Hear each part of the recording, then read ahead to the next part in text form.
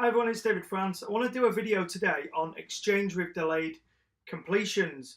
So an exchange with delayed completion is the same outcome as a lease option, although the only difference of an exchange with delayed completion is you exchange contracts from day one.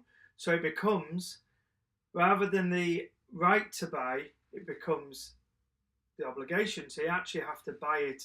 So that's a key difference, and it becomes more binding to do an exchange with delayed completion. So what's kind of prompted me to do this video on exchange with delayed completions is we are negotiating with a seller at the moment who has requested quite a chunk of money up front for a HMO type property. It's quite a big property, and he wants a chunk of money. Now, you have to be careful with exchange delayed completions or even lease options. When you put a big chunk of money down, you've got to work out, is it actually viable to do a lease option or exchange delayed completion versus just buying it?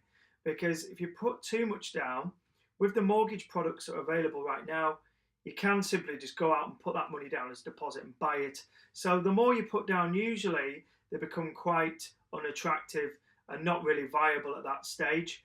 In most cases, some deals are different, and the one I mentioned, the one that we're negotiating on at the moment, is a HMO property. So it's a really good property, makes lots of cash flow, but the owner wants quite a bit of money up front.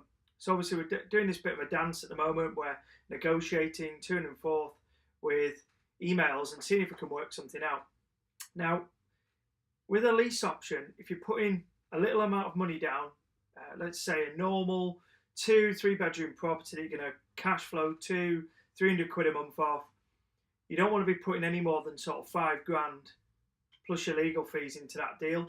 Once you get more than that, then you really need to be looking at upgrading it to an exchange with delayed completion. And even at that point, you need to decide, does it make sense to just actually buy a property if you're having to put that much money in? So exchange with delayed completions, there's a bit of confusion I see about them and when they should be used. But also, some sellers want that guaranteed peace of mind that they're going to get a guaranteed sale. And exchange with delayed completion does that. So if you're doing a lease option or negotiating a lease option and a seller says to you, no, I don't want to do this lease option because it's the right to buy, not the obligation, you can say to them, well, there is this other solution, and if you start seeing exchange with delayed completion, you might confuse them and things like that. So it depends who you're dealing with, but ultimately, that's what you can upgrade it to give them that certainty.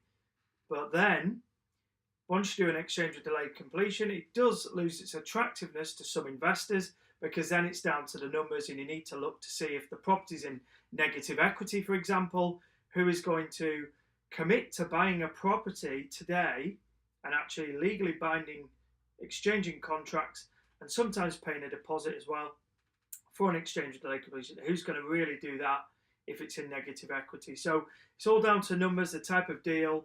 There's many things that make up, it's a bit of a recipe, this, to determine what to offer. And this is why you need the right, mentor or somebody who's been there and done that.